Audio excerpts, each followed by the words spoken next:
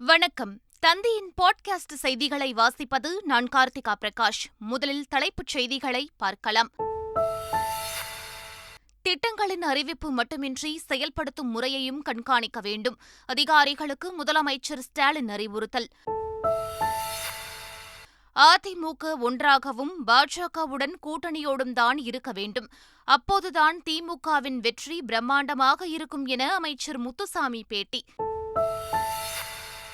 ஈரோடு கிழக்கு தொகுதி இடைத்தேர்தல் வெற்றி திமுகவிற்கு எச்சரிக்கை மணியாக இருக்க வேண்டும்.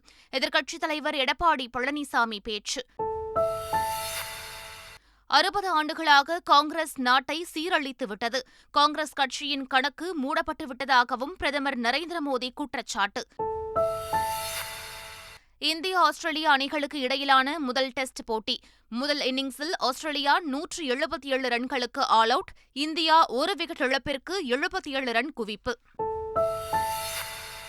ஐசிசி மகளிர் T20 உலகக்கோப்பை இன்று தொடக்கம். தென்னாப்பிரிக்கா, இலங்கை மகளிர் அணிகள் இன்று பலப்பரீட்சை. இனி விரிவான செய்திகள்.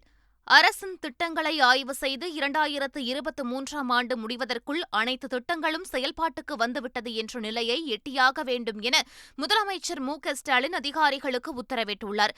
சென்னையில் நடைபெற்ற அரசு துறை செயலாளர்களுடனான ஆய்வுக் கூட்டத்தில் பேசிய அவர் இதனை தெரிவித்தார். மேலும் முன்னெடுப்பு திட்டங்களை சிறப்பாக செயல்படுத்த பல்வேறு துறைகளுடன் இணைந்து எடுக்க வேண்டிய நடவடிக்கைகள் குறித்து அதிகாரிகளுக்கு முதலமைச்சர் மு.க.ஸ்டாலின் உத்தரவிட்டார். அத்தகைய நல்லாட்சியை நாம் நடத்தி வருகிறோம் என்பது மகிழ்ச்சியாக இருக்கிறது. இதனை மேலும் வலுப்படுத்த வேண்டும். தமிழ்நாட்டை பொறுத்தவரை 10 ஆண்டு காலம் பெருமளவில் ஒரு தொய்வு இருந்தது. அந்த தொய்வை நீக்குவது மட்டுமல்ல, உயர்வை உருக்குவதுமான 2 இலக்குகள் நமக்கு இருந்தது. அந்த இலக்கில் முன்னோக்கியே நாம் சென்று கொண்டிருக்கிறோம். ஈரோடு கிழக்கு தொகுதி இடைத்தேர்தலில் போட்டியிடும் அதிமுக வேட்பாளர் தென்னரசுவின் அறிமுக கூட்டம் ஈரோட்டில் நடைபெற்றது. இதில் கலந்து கொண்டு பேசிய அதிமுக இடைக்கால பொதுச் செயலாளர் எடப்பாடி பழனிசாமி, ஜனநாயக முறைப்படி தேர்தல் நடைபெற வேண்டும் என்று தெரிவித்தார். அரசு அதிகாரிகள் நடுநிலையோடு செயல்பட வேண்டும் என்றும், அதிமுகவுக்கு எதிராக அரசு அதிகாரிகள் செயல்பட்டால் எதிர்வினையை சந்திப்பீர்கள் என்றும் எடப்பாடி பழனிசாமி எச்சரித்தார். ஆட்சி மாறும், காட்சி மாறும், ஆட்சி மாறும், காட்சி மாறும். அரசு அதிகாரிகள் நடுநிலையோடு செயல்பட வேண்டும். ஜனநாயக முறைப்படி தேர்தல் நடைபெற வேண்டும். அதற்கு பதிலாக அதற்கு எதிராக நீங்கள் செயல்பட்டால் எதிர்வினையை நிச்சயமாக சந்திப்பீர்கள் என்பதை இந்த கூட்டத்தின் வாயிலாக நான் எச்சரிக்கின்றேன். ஈரோடு கிழக்கு தொகுதி பெரிய அக்ரஹாரம் பகுதியில் நடைபெற்ற தேர்தல் பணிமனை திறப்பு விழாவில் அமைச்சர்கள் கே.என். நேரு, நாசர், எம்.ஆர்.கே. பன்னீர்செல்வம், அன்பில் மகேஷ், முத்துசாமி உள்ளிட்டோர் கலந்து கொண்டனர். அப்போது செய்தியாளர்கள் எழுப்பிய கேள்விக்கு பதிலளித்த அமைச்சர் முத்துசாமி, அதிமுக ஒன்றாக இருக்க வேண்டும் என்பதே தங்கள் விருப்பம் என்றார். எங்களை பொறுத்தவரை அந்த கட்சி உடைந்து விட வேண்டும், சின்னம் காணாமல் போயிடணும் அப்படிங்கிற எண்ணமெல்லாம் எங்களுக்கு இல்லவே இல்லை. அதுவும் எங்களுடைய தலைவர்கள் அப்படிப்பட்ட எண்ணத்தில் அவர் இருந்ததே இல்லை. அவர்கள் ஒன்றாக இருக்க வேண்டும், அவர்கள் சின்னம் அவர்களுக்கு இருக்க வேண்டும், அவருடைய கூட்டணி குறிப்பாக பிஜேபி அவர்களோடு இருக்க வேண்டும்.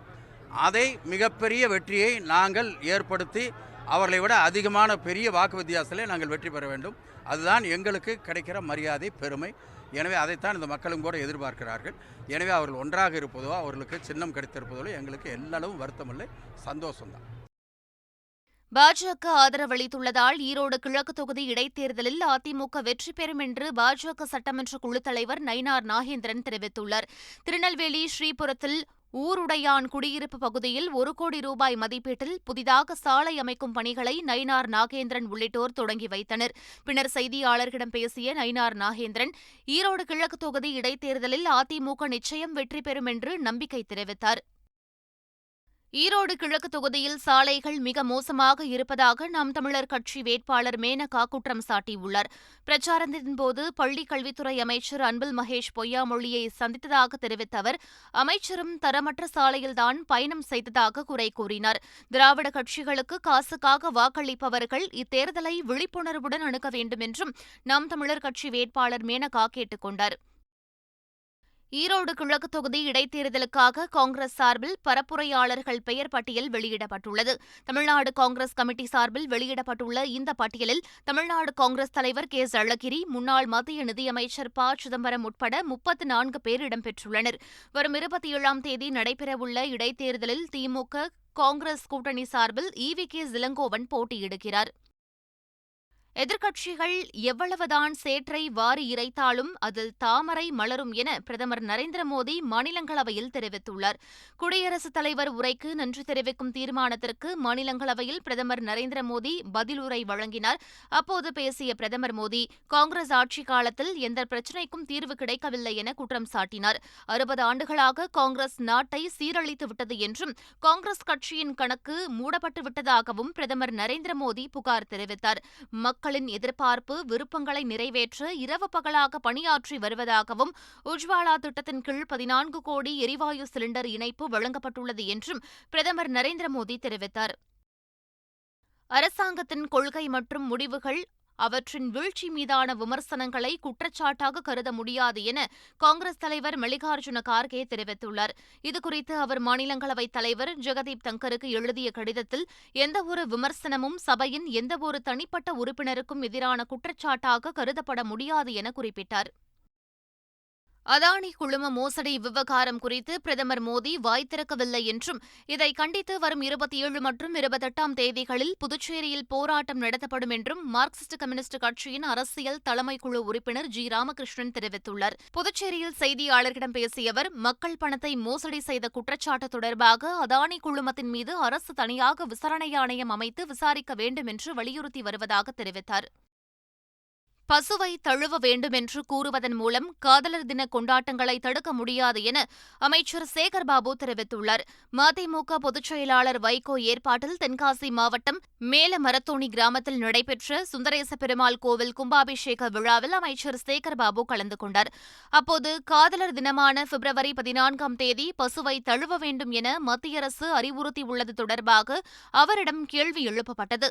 அதற்கு, இவ்வாறான நடவடிக்கைகள் மூலம் காதலர்கள் தினம் கொண்டாடப்படுவதை தடுக்க முடியாது என அவர் பதிலளித்தார். காதலர் தினம் கொண்டாடுபவர்களை, காலகாலமாக கொண்டாடுபவர்களை இது போன்ற உத்தரவுகளால் தடுக்க முடியாது. ஆகவே காதலர் தினம் என்பது அனைவரும் நேசித்து கொண்டாடப்படுகின்ற ஒரு தினம். வரம்பிற்குட்பட்டு அந்த தினம் கொண்டாடப்படும். அனுமதியின்றி செயல்படும் குவாரிகளுக்கு எதிராக நடவடிக்கை எடுக்கப்படும் என தமிழக அரசு சார்பில் சென்னை உயர்நீதிமன்றத்தில் தெரிவிக்கப்பட்டுள்ளது. இது தொடர்பான வழக்கு விசாரணைக்கு வந்தபோது, குவாரிகள் அனுமதியின்றி செயல்படுவது உண்மையா என நீதிபதிகள் கேள்வி எழுப்பினர். அதற்கு பதிலளித்த அரசு தரப்பு வழக்கறிஞர், அனுமதியின்றி குவாரிகள் செயல்படுவது உண்மையாக இருந்தால் நடவடிக்கை எடுக்கப்படும் என தெரிவித்தார். புகையிலை பொருட்களுக்கான தடை ரத்து செய்யப்பட்ட விவகாரத்தில் உச்சநீதிமன்றத்தில் தமிழ்நாடு அரசு மேல்முறையீட்டு மனு தாக்கல் செய்துள்ளது. இது தொடர்பான வழக்குகள் அனைத்தையும் விசாரித்த சென்னை உயர்நீதிமன்றம், உணவு பாதுகாப்பு சட்டத்தில் அவசர நிலை கருதி தற்காலிகமாக தடை செய்ய மட்டுமே அதிகாரம் வழங்கப்பட்டுள்ளது என கூறி, புகையிலை பொருட்களுக்கு விதிக்கப்பட்ட தடை உத்தரவை ரத்து செய்து கடந்த மாதம் 25ஆம் தேதி தீர்ப்பு வழங்கியது. இந்நிலையில் சென்னை உயர்நீதிமன்ற தீர்ப்பை ரத்து செய்யக்கோரி தமிழ்நாடு அரசின் சார்பில் உச்சநீதிமன்றத்தில் மேல்முறையீட்டு மனு தாக்கல் செய்யப்பட்டுள்ளது. தமிழ்நாட்டில் எத்தனை கோவில்களை தொல்லியல் துறை பராமரித்து வருகிறது என பிரமாண பத்திரம் தாக்கல் செய்யுமாறு சென்னை உயர்நீதிமன்றம் உத்தரவிட்டுள்ளது. இது தொடர்பான வழக்கில் இருதரப்பு வாதங்களையும் கேட்டு தீர்ப்பை தேதி குறிப்பிடாமல் ஒத்திவைத்த நீதிபதிகள், அர்த்தநாரீஸ்வரர் கோவில் சீரமைப்பு பணிகளுக்கு எப்போது நிதி ஒதுக்கப்படும், எப்போது பணிகள் தொடங்கப்படும், எப்போது பணிகள் முடித்து குடமுழுக்கு நடத்தப்படும் என்பது குறித்து அறிக்கை தாக்கல் செய்யும்படி இந்து சமய அறநிலையத்துறைக்கு உத்தரவிட்டனர். சென்னை மெரினா கடற்கரையில் அமைக்கப்பட்டு வரும் முன்னாள் முதலமைச்சர் கருணாநிதி நினைவிட வளாகத்தில் 80 லட்சம் ரூபாய் மதிப்பில் அருங்காட்சியகம் அமைக்க மாநில கடலோர மண்டல மேலாண்மை ஆணையம் அனுமதி வழங்கியுள்ளது. முன்னாள் முதலமைச்சர் கருணாநிதியின் உடல் அடக்கம் செய்யப்பட்டுள்ள இடத்தில் 39 கோடி ரூபாயில் நினைவிடம் அமைப்பது தொடர்பான அறிவிப்பை முதலமைச்சர் மு.க.ஸ்டாலின் வெளியிட்டு அதற்கான பணிகள் முழுவீச்சில் நடைபெற்று வருகின்றன. இந்நிலையில் அருங்காட்சியகம் அமைப்பதற்கான திட்டம் ஒப்புதலுக்கு அனுப்பப்பட்ட நிலையில் அதற்கான ஒப்புதல் வழங்கப்பட்டுள்ளது. பேருந்துகளில் ஆபத்தான முறையில் பயணம் மேற்கொள்ளும் மாணவர்கள் மீது புகார் அளிக்கலாம் என போக்குவரத்து துறை உத்தரவிட்டுள்ளது. மாணவர்கள் பாதுகாப்பான விதிகளை பின்பற்ற செய்வதற்கான நிலையான இயக்க நெறிமுறைகள் ஓட்டுநர் மற்றும் நடத்துனர்களுக்கு சுற்றறிக்கை மூலம் தெரிவிக்கப்பட்டுள்ளது. அதில் மாணவர்கள் படியில் தொங்க நேரிட்டாலோ அல்லது உயிருக்கு பாதுகாப்பற்ற முறையில் பயணிக்க முற்பட்டாலோ பேருந்தை நிறுத்தி முறையற்ற பயணத்தை தவிர்க்க மாணவர்களுக்கு அறிவுறுத்த வேண்டும் எனவும் போக்குவரத்து துறை தெரிவித்துள்ளது. ராமநாதபுரம் மாவட்டம் மண்டபம் கடற்கரை பகுதியில் கடலில் வீசப்பட்ட கடத்தல் தங்கம் கண்டெடுக்கப்பட்டது. மண்டபம் கடற்கரை பகுதியில் தங்க கடத்தல் நடைபெறுவதாக வந்த தகவலை அடுத்து இந்திய கடலோர காவல் படையினர் சோதனையில் ஈடுபட்டனர். அப்போது நாட்டு படகில் வந்த 3 பேர் கடலில் மூட்டைகளை வீசிவிட்டு தப்பி செல்ல முயன்றனர். ஆனால் கடற்படையினர் படகை விரட்டி பிடித்து 3வரையும் கைது செய்து விசாரணை மேற்கொண்டனர். தொடர்ந்து கடலில் வீசப்பட்ட பொருளை கண்டெடுக்க தேடுதல் வேட்டையில் ஈடுபட்டனர். இதில் 2வது நாளாக நடைபெற்ற தேடுதல் வேட்டையில் கடலுக்குள் இருந்து 20 கிலோ தங்க கட்டிகள் கண்டெடுக்கப்பட்டுள்ளன.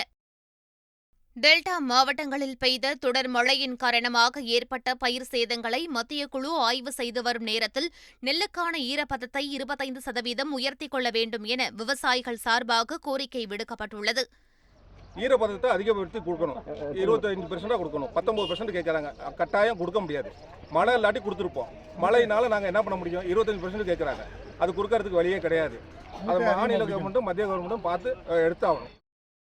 NSE முறைகேடு விவகாரம் தொடர்பாக அமலாக்கத்துறை வழக்கில் சித்ரா ராமகிருஷ்ணாவுக்கு டெல்லி உயர்நீதிமன்றம் பிணை வழங்கியுள்ளது.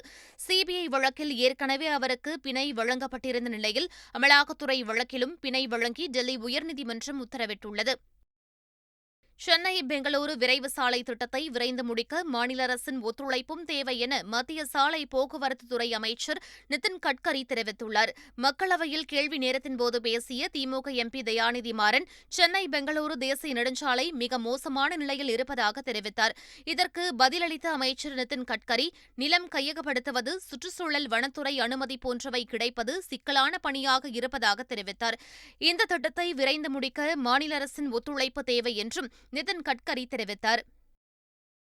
தமிழகம் மட்டுமின்றி இந்தியா முழுவதும் தேசிய நெடுஞ்சாலைகளில் உள்ள கூடுதல் சுங்கச்சாவடிகளை அகற்ற வேண்டும் என மத்திய அரசுக்கு திமுக MP வில்சன் கோரிக்கை விடுத்துள்ளார். மாநிலங்களவையில் நேரமில்லா நேரத்தில் பேசிய அவர், தேசிய நெடுஞ்சாலை விதிகளின்படி 60 கிலோமீட்டர் இடைவெளிக்குள் 2 சுங்கச்சாவடிகள் இருப்பது தடை செய்யப்பட்டது என குறிப்பிட்டார். தமிழகத்தில் உள்ள 48 சுங்கச்சாவடிகளில் 16 மட்டுமே இருக்க வேண்டும் என்றும் கூடுதலாக 32 சுங்கச்சாவடிகள் இருப்பதாகவும் வில்சன் குற்றம் சாட்டினார். அதானி குழுமம் மீதான புகார்கள் குறித்து நாடாளுமன்ற கூட்டுக்குழு விசாரிக்க கோரி டெல்லியில் காங்கிரசார் போராட்டத்தில் ஈடுபட்டனர். சாஸ்திரி பவன் முன்பு குவிந்த இளைஞர் காங்கிரஸ் நிர்வாகிகள் தடுப்புகள் மேல் ஏறி தங்களது எதிர்ப்பை தெரிவித்தனர். மத்திய அரசு அதானி குழுமத்தை காப்பாற்ற முயற்சிப்பதாக காங்கிரஸ் கட்சியினர் புகார் குற்றம் சாட்டினர். இந்த விவகாரம் தொடர்பாக பிரதமர் மோடி பதிலளிக்க வேண்டும் என்றும் வலியுறுத்தினர். நிலநடுக்கத்தினால் கடுமையாக பாதிக்கப்பட்டுள்ள சிரிய மக்களுக்கு இந்தியர்கள் உதவிட வேண்டும் என இந்தியாவில் உள்ள சிரியா தூதரகம் கோரிக்கை விடுத்துள்ளது. இதுகுறித்து டெல்லியில் உள்ள சிரியா தூதரகம் அவசர கோரிக்கை அறிக்கை ஒன்றை வெளியிட்டுள்ளது. அதில் துயரத்தில் உள்ள சிரியா மக்களுக்கு உதவிட மருத்துவ உபகரணங்கள், அவசர மருந்துகள், போர்வைகள், கூடாரங்கள், குளிரை போக்க உதவிடும் துணிகள் உள்ளிட்டவற்றை வழங்கிட வேண்டும் என கோரிக்கை விடுக்கப்பட்டுள்ளது. திருச்செந்தூர் முருகன் கோவிலில் வருஷாபிஷேகம் வெகு விமர்சையாக நடைபெற்றது. திருச்செந்தூர் முருகன் கோவிலில் ஒவ்வொரு ஆண்டும் தை மாதம் உத்திர நட்சத்திரத்தன்று வருஷாபிஷேகம் நடைபெறும். இதை முன்னிட்டு அதிகாலை 4 மணியளவில் கோவில் நடை திறக்கப்பட்டு பல்வேறு சிறப்பு பூஜைகள் நடைபெற்றன. பின்னர் கலச விமானங்களுக்கு புனித நீர் ஊற்றப்பட்டது. இந்நிகழ்ச்சியில் திரளான பக்தர்கள் கலந்து கொண்டு சுவாமி தரிசனம் செய்தனர். நாக்பூர் டெஸ்ட் கிரிக்கெட் போட்டியின் முதல் இன்னிங்ஸில் இந்திய அணியின் சுழற்பந்து வீச்சை தாக்குப்பிடிக்க முடியாமல் ஆஸ்திரேலியா 177 ரன்களில் சுருண்டது. டாஸ் வென்ற பேட்டிங்கை தேர்வு செய்த ஆஸ்திரேலிய அணியின் முதல் இன்னிங்ஸ் 177 ரன்களில் முடிவுக்கு வந்தது. இந்திய தரப்பில் ஜடேஜா 5 விக்கெட்டுகளையும் அஸ்வின் 3 விக்கெட்டுகளையும் கைப்பற்றினர். இதனைத் தொடர்ந்து ஆடிய இந்திய அணி 1 விக்கெட் இழப்பிற்கு 77 ரன்களை குவித்தது. மீண்டும் தலைப்புச் செய்திகள். திட்டங்களின் அறிவிப்பு மட்டுமின்றி செயல்படுத்தும் முறையையும் கண்காணிக்க வேண்டும். அதிகாரிகளுக்கு முதலமைச்சர் ஸ்டாலின் அறிவுறுத்தல். அதிமுக ஒன்றாகவும் பாஜகவுடன் கூட்டணியோடும் தான் இருக்க வேண்டும். அப்போதுதான் திமுகவின் வெற்றி பிரம்மாண்டமாக இருக்கும் என அமைச்சர் முத்துசாமி பேட்டி. ஈரோடு கிழக்கு தொகுதி இடைத்தேர்தல் வெற்றி திமுகவிற்கு எச்சரிக்கை மணியாக இருக்க வேண்டும். எதிர்க்கட்சித் தலைவர் எடப்பாடி பழனிசாமி பேச்சு.